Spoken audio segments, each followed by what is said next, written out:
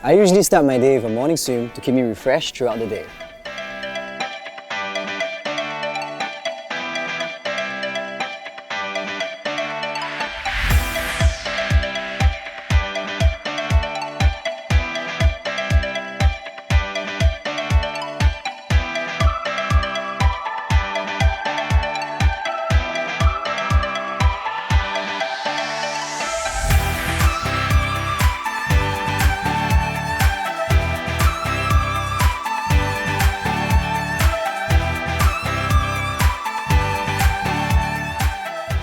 Looks like our morning ends here.